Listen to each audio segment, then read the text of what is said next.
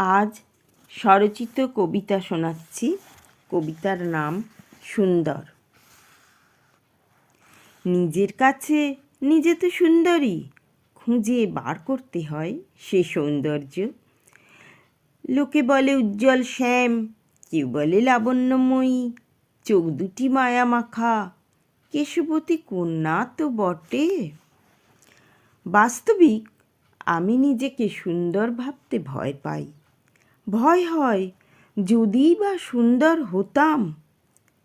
ওই তো সন্ধ্যা, গরিব ঘরের মেয়ে, সম্বন্ধ এসেছিল যেচে।